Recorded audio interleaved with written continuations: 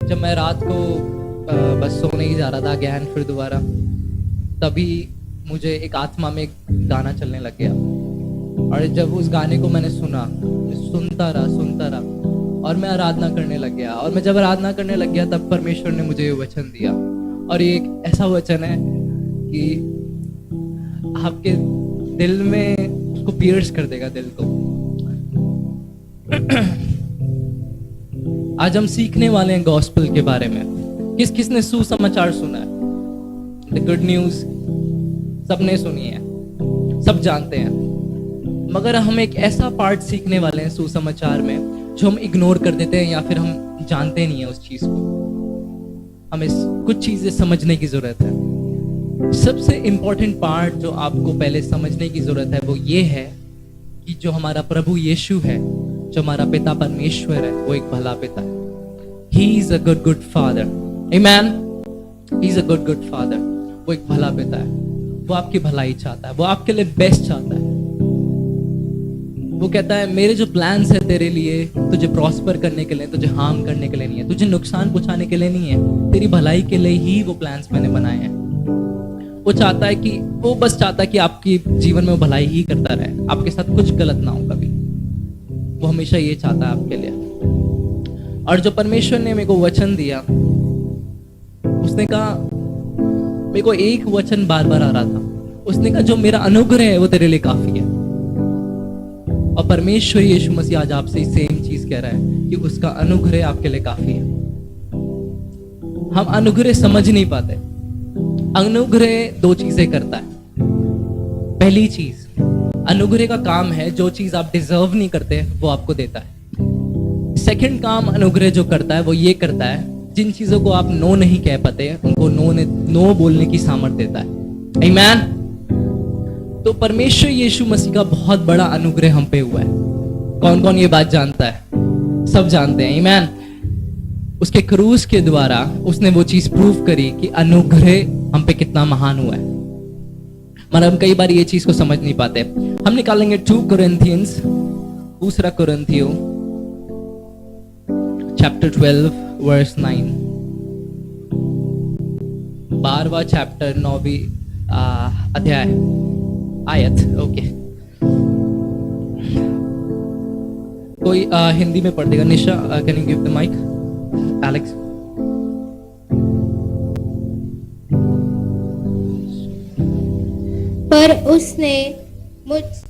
पर उसने मुझसे कहा, मेरा अनुग्रह तेरे लिए बहुत है, क्योंकि मेरी सामर्थ्य निर्बलता में सिद्ध होती है। इसलिए मैं बड़े आनंद से अपनी निर्बलताओं पर घमंड करूंगा कि मसीह की सामर्थ मुझ पर छाया करती रहे। आमीन, आमीन।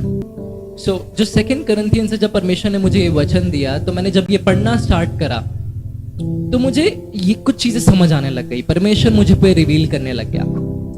कई बार हमारे जीवन में इतनी डिफिकल्ट सिचुएशंस आती हैं, इतना कुछ आता है, ट्रिब्यूलेशंस आती है, इतनी प्रॉब्लम्स आती हैं कि हम निराश हो जाते हैं। इतना ज्यादा हो जाता है कि हम सह भी नहीं पाते कभी कभी, और ऐसा लगता है कि इससे बढ़िया मैं जीऊं ही ना, मैं क्यों ना सुसाइड ही कर लूं, मेरा जीने का पर्पस क्या है। फिर हम ये सोचते हैं कि इसकी वजह से जी लेता हूं, उसकी वजह से जी लेता हूं, बस काट लेता हूं जिंदगी। और ये जो परमेश्वर की इच्छा है आपके लिए वो ये नहीं है। ऐसा जीवन जीना नहीं है। परमेश्वर चाहता है कि आप बहुत हैप्पी जीवन जिए, एक हेल्दी लाइफ जिए, खुश होके जिए। मगर वो आपके जीवन में क्यों ट्रिब्यूलेशंस अलाउ करता है, क्यों प्रॉब्लम्स को अलाउ करता है, आपको पता है? जब अपोस्टल पे ये रिवील हुआ कि my grace is sufficient for you, जो मेरा अनुग्रह है तेरे लिए काफी है, जब परमेश्वर ने उनसे कहा तो वो एक बात जान गए, क्योंकि मैं परफेक्ट नहीं हूं, क्योंकि मैं गलतियां करता हूं, मेरी लाइफ में प्रॉब्लम्स आती है और मैं वीक पड़ जाता हूं, इसलिए ही यीशु मसीह आया, इसलिए ही यीशु मसीह आया। और जब हम हार्ट ब्रोकन हो जाते हैं, जब ऐसा हाल हो जाता है हमारा कि अब मेरा कोई सहारा नहीं है, अब सुसाइड ही एक ऑप्शन है, जब ऐसी हालतों में पहुंच जाते हैं तो परमेश्वर की जो सामर्थ है वो एक्चुअल में मैनिफेस्ट होने लग जाती है। परमेश्वर का वचन हमें बताता है। तो ये चीज रिवील हुई 2 कोरिन्थियंस चैप्टर 12 वर्स 9 में। मैं आपको फिर दोबारा पढ़ के सुनाऊंगा। But he said to me, my grace is sufficient for you, for my power is made perfect in weakness. जब आप कमजोर पड़ जाते हैं, जब आपको लगता है कोई मेरा सहारा नहीं है, कोई और नहीं, किसी और पे मैं लीन नहीं कर सकता, तब परमेश्वर की सामर्थ आपको मदद करती है, आपकी हेल्प करती है। अगर आपकी लाइफ में सब कुछ अच्छा चल रहा है ना, और आपको लग रहा है कि सब मौज मस्ती में है, तो क्या हो जाता है कभी कभी कि हम परमेश्वर पे लीन होना भूल जाते हैं, हम उसका सहारा लेना भूल जाते हैं। वो इस रीजन से ही अलाउ करता है आपके जीवन में प्रॉब्लम्स को। वो कहता है तू समझ, तू खुद नहीं कर सकता, तू खुद नहीं कर सकता, आप रिस्पॉन्सिबिलिटी नहीं उठा सकते। आपको वो जो रिस्पॉन्सिबिलिटी मिली है परमेश्वर यीशु मसीह के साथ मिलके आपको करना है। आपको अकेले करने की जरूरत नहीं है। अगर आप अकेले करने की कोशिश करेंगे तो आप हार जाएंगे, वो आपको ब्रोकन छोड़ देगी, आप टूट जाएंगे, आप बिखर जाएंगे।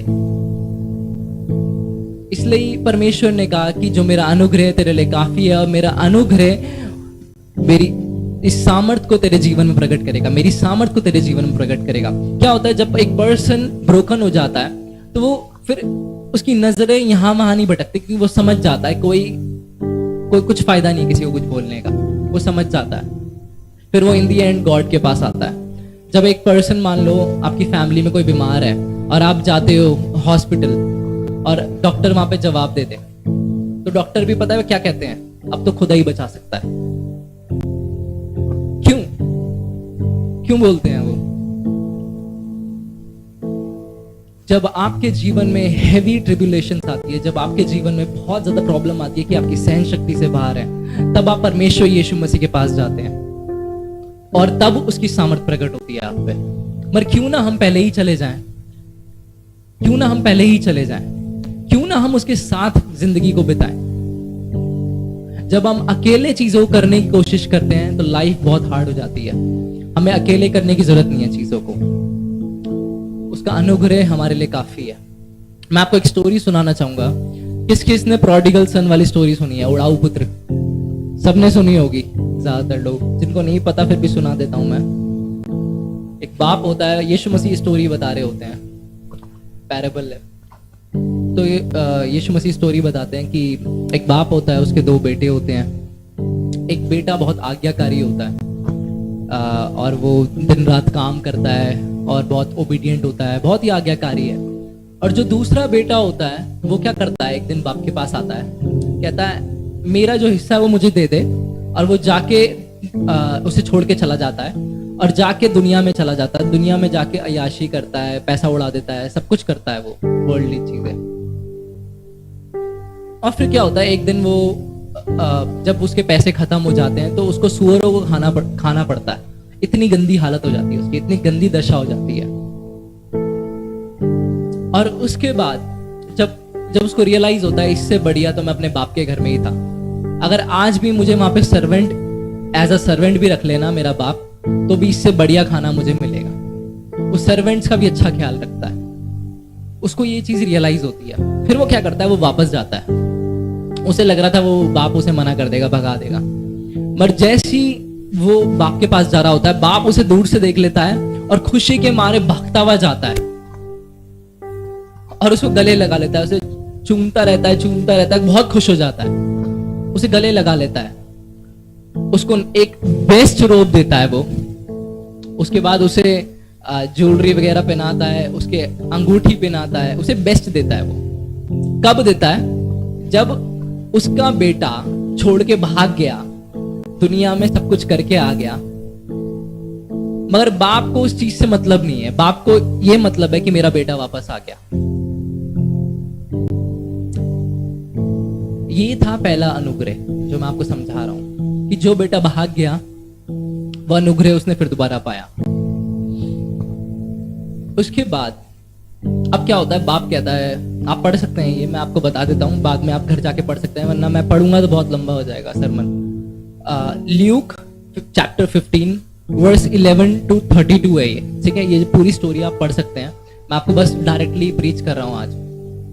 तो क्या होता है फिर, तो जो दूसरा बेटा होता है वो चीज उसको पता लगता है, ठीक है।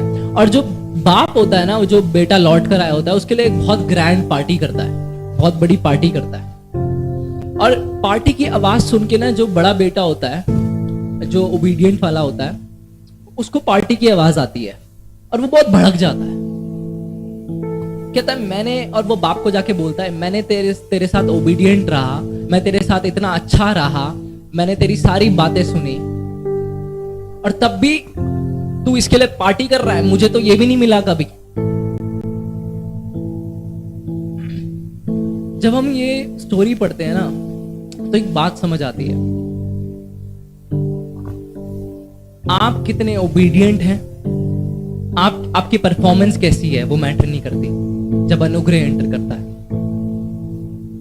तो बाप उसे रिप्लाई करता है, कहता है क्या तू नहीं जानता कि जो मेरा है वो ऑलरेडी तेरा है, तो क्यों ये बातें कह रहा है? वो बेटा कभी समझा ही नहीं बाप का प्यार, वो बेटा कभी समझा ही नहीं अनुग्रह को, वो बेटा कभी अनुग्रह समझ ही नहीं पाया। वो उसको कमाने की कोशिश कर रहा था, उस अनुग्रह को कमाने की कोशिश कर रहा था कि अगर मैं बाप के साथ अच्छा रहूंगा, ये करूंगा, वो करूंगा, तो मुझे बहुत कुछ मिलेगा। मगर बाप कहता है क्योंकि मैं तुझसे प्यार करता हूं इसलिए तेरे को सब कुछ दे चुका हूं, जो मेरा है वो तेरा है, तो विश्वास क्यों नहीं करता? इसीलिए ही जब बाप पार्टी करता है, जो वापस आया होता है बेटा, इसीलिए ही उस बेटे से वो चिढ़ जाता है, बड़ा बेटा। अगर आप देखते हो किसी मसीह बहन भाई को उठते हुए, तो कभी उनसे जलसी मत रखना, कभी मत ऐसे करना कि ये उठ रहा है और मैं ऐसी का यहीं कहीं हूं। कभी आपको वो चीज करने की जरूरत नहीं है, बल्कि समझना ये बात, जो अनुग्रह इस पे हुआ है वही सेम अनुग्रह मुझ पे है, मेरा समय आएगा। अगर मैं देखता हूं ना कि मेरे एरिया में किसी बंदे को, किसी दूसरे बंदे को मेल मिल गया है, आपने देखा होगा जब अमेज़न वाले आते हैं, हमारे यहाँ क्या करते हैं, अमेज़न वाले ना बाहर खड़े हो जाते हैं आके, तो जितने भी बंदे होते हैं उनको कॉल करते हैं और वो लोग अपना पार्सल रिसीव कर लेते हैं। और अगर मैं देखता हूं कि मेरे साथ का बंदा गया और वो पार्सल लेकर आ गया, तो ऐसा नहीं है सिर्फ उसी का पार्सल आएगा, मेरा भी पार्सल आएगा, मगर अपने टाइम पर आएगा। ऐसा नहीं है मैं दूसरे बंदे से जलेस करने लग जाऊंगा कि इसका पार्सल कैसे पहले आ गया। क्यों भाई? हर एक चीज का टाइम है। आपका पार्सल आपके पास ही डिलीवर होगा, किसी और के पास नहीं होगा। अब क्या मेरे साथ है? आमीन। कई बार क्या होता है, हम परमेश्वर से कमाने की कोशिश करते हैं अपनी परफॉर्मेंस के बेसिस पे। जो बड़ा बेटा था, आपको ये प्रोडिगल सन वाली स्टोरी जितनी बार भी आपने सुनी होगी, तो छोटे बेटे को उल्टा बोलते रहते हैं, ये देखो उड़ाऊ पुत्र था, भाग गया। उसको बोलते रहते हैं अरे ये तो भाग गया। मगर एक्चुअल में जो जितना छोटा पुत्र गलत था, उतना बड़ा पुत्र भी गलत था। हम ये बात नहीं समझ पाए। उड़ाऊ तो एक्चुअल में ना छोटा बेटा था ना बड़ा बेटा था, उड़ाऊ तो पापा थे उसके, क्योंकि उसने सब कुछ दे दिया था अपने बच्चों को। वैसे ही आज हमें समझना पड़ेगा कि हम परमेश्वर से कुछ कमा नहीं सकते। कई बार हम उससे कमाने की कोशिश करते हैं। हम जब देखते हैं अपने मसीह बहन भाई को उठते हुए, तो हम कहते हैं अबे, उसको देख के जेलसी करने लग जाते हैं, एनवी करने लग जाते हैं। मगर वो जो है हमारे दिल में खटास पैदा कर देती है। आपको वो चीज नहीं करनी। आपको जानना है जिस अनुग्रह के अंडर ये है, उसी अनुग्रह के अंडर मैं हूं। जो इसका बाप है वो मेरा भी बाप है, जो इसके लिए कर रहा है वो मेरे लिए भी करेगा। जब आप ये एटीट्यूड रख लेंगे, आप परमेश्वर की ग्लोरी को मैनिफेस्ट होते हुए देखेंगे। और दूसरी बात जो मैंने स्टार्टिंग में समझाई आपको, कि आपको खुद कुछ करने की जरूरत नहीं है, कि आप खुद ही लगे पड़े हैं, सब कुछ आप खुद ही कर देंगे। अगर आप खुद ही करने लगेंगे ना, तो आप टूट जाएंगे। आपको पता है गॉस्पेल क्या है? गॉस्पेल ये है, यीशु मसीह आया एक नई प्रजाति बनाने के लिए। पहले क्या था? पहले ये था सिर्फ मैन था, सिर्फ एक पर्सन था, एक ह्यूमन था, ह्यूमन था। मगर जब यीशु मसीह आया तो उसने एक नई प्रजाति बनाई। उसने कहा एक न्यू क्रिएशन बनाई। वो न्यू क्रिएशन पता क्या था? वो मैन और गॉड का कोलैब था, कोलैबोरेशन था वो। तो जब हम बिलीव करते हैं यीशु मसीह में, तो हम परमेश्वर पिता के साथ जुड़ जाते हैं। अब हम सिर्फ एक नॉर्मल ह्यूमन नहीं है, अब हमारे अंदर परमेश्वर रहता है, तो क्यों ना उसकी हम सहायता लें। आपको खुद कुछ करने की जरूरत नहीं है कि आप खुद ही लगे पड़े हैं। अगर आप खुद अपने परफॉर्मेंस के बेसिस पे उससे कुछ पाने की कोशिश करेंगे ना, जैसे लोग करते हैं आजकल की प्रार्थना में लगे पड़े हैं पूरे दिन। प्रार्थना करना बुरी बात नहीं है, आप 2 घंटे 3 घंटे करो, हम 8 घंटे भी करते हैं, वो बात नहीं है, अच्छी बात है। प्रार्थना बहुत पावरफुल है, मैं आपको प्रार्थना करने के लिए मना नहीं कर रहा, मगर मैं कह रहा हूं उससे कमाने के लिए कि मैं उसकी ग्रेस को कमा लूंगा, वो आप नहीं करें तो बेटर है, क्योंकि आप अनुग्रह कमा नहीं सकते। राइट, आप अनुग्रह कमा नहीं सकते। अनुग्रह आपको गिफ्ट में दिया गया है, क्योंकि परमेश्वर आपसे प्यार करता है। कौन कौन समझ पा रहा है? आप पे बहुत भारी अनुग्रह हुआ है, आपको ये बात जाननी पड़ेगी। आपको उस पिता से कुछ कमाने की जरूरत नहीं है। आपने देख, और दूसरा जो इसमें मेरे को परमेश्वर ने समझाया है, जो प्रोडिगल सन की स्टोरी है, उसमें वो ये चीज थी कि जब छोटा बेटा लौट कर आया, तो जो बड़ा बेटा था ना, उसको देख के वो करने लग गया कि यार ये एक, मतलब उसको नीचे देखने लग गया था वो, कि ये तो वो करता है, ये करता है, और मैं देखो ओबीडियंस में चलता था। तो उसमें एक काइंड ऑफ प्राइड थी कि मैं ओबीडियंस में चलता हूं, और ये जो छोटा बेटा है ये ओबीडियंस में नहीं चला, तो मैं इससे ऊंचा हूं। मगर आपको पता है, आप ओबीडियंस में अगर वो बेटा चल भी रहा है या नहीं भी चल रहा है, दोनों सेम अनुग्रह के नीचे हैं। ठीक है, मैं आपको एक वर्स देना चाहूंगा, मैथ्यू चैप्टर 5 वर्स 7। निशा एक बारी पढ़ देना, वर्स 7। इसमें लिखा है, blessed are the merciful for they will be shown mercy. अगर आप दया दिखाएंगे, मैं आपके ट्रांसलेशन बोल देता हूं खुद ही, अगर आप दया दिखाएंगे तो आप पे और भी ज्यादा दया दिखाई जाएगी। अगर आप अपने भाई को देखते हैं कि उससे गलती हो गई है, गलती उससे हो गई है, वो संसार में चला गया, उसने गलती कर दी है और वो वापस आने की कोशिश कर रहा है, तो उसको नीचे ना देखें, बल्कि उसकी मदद करें, उसे उठाएं और उसकी खुशी में उसकी खुशी को सेलिब्रेट करें कि मेरा जो भाई था, जो खो गया था, वो लौट कर वापस आ गया। कई बार क्या होता है, हम अपनी वॉक में गिर जाते हैं, गलती हो जाती है, वो होता है, बहुत नॉर्मल है। पर जब आप अपने भाई को आप देखें गिरते हुए और जब वो वापस आने की कोशिश कर रहा है, तो उसको उससे बैर ना करें, उसको नीचा ना जाने, क्योंकि आप ओबीडियंस में चल रहे थे। ये कोई रीजन नहीं है कि उसको आप नीचा जाने। जो अनुग्रह आप पे हुआ है, सेम अनुग्रह उस पे भी हुआ है। आप जितने अच्छे काम कर लें, आप परमेश्वर से कुछ नहीं कमा सकते। उसका वचन कहता है, आपके जो अच्छे काम है वो फटे चितड़ों के समान है, वो मैटर नहीं करते, तो आप वो चीज को कमा नहीं सकते, और आपको कमाने की जरूरत भी नहीं है, क्योंकि वो आपको अनुग्रह में दिया गया है। और परमेश्वर ने मुझे अभी रिसेंटली, जब मैं बैठा हुआ था, तो मुझे बोला, जितनी भी चीजें तू आज देख पा रहा है ना, ये तेरे पास इसलिए क्योंकि मेरा अनुग्रह तुझ पर है। जितनी भी चीजें आप देखते हैं मसीह लोगों के जीवन में, बहुत ब्लेसिंग्स हैं, वो सारे अनुग्रह के द्वारा है। उन्होंने कोई यीशु नाम 1000 बारी जपा नहीं है, वो अनुग्रह के द्वारा है, आपको समझना पड़ेगा। और जो सेम अनुग्रह उस पे हुआ है, वो आप पे भी है। जब आप ये बात रियलाइज करेंगे, उसकी पावर आपके जीवन में अनलॉक हो जाएगी। आपको खुद कुछ करने की जरूरत नहीं है, आपको अकेले उस बैटल को लड़ने की जरूरत नहीं है। परमेश्वर यीशु मसीह आपके साथ है, उसने अपना आत्मा आप में डाल दिया कि तुझे बेटे ये अकेले करने की जरूरत नहीं है, हम दोनों मिलके इस बैटल को फाइट करेंगे। आमीन। और अगेन में ये जो वर्स है, मैं आपको फिर दोबारा बोलना चाहूंगा, 2 Corinthians chapter 12 verse 9, ये आप लिख लें, क्योंकि ये आपके काम आएगी। जब भी ऐसा मोमेंट आया आपकी लाइफ में कि आपको लगे अब गिव अप कर देते हैं, अब हो गया, अब बहुत देख लिया, तो ये हमेशा याद रखना, जो ब्रोकन हार्टेड होते हैं ना, सबसे ज्यादा क्लोज परमेश्वर उन्हीं के साथ होता है।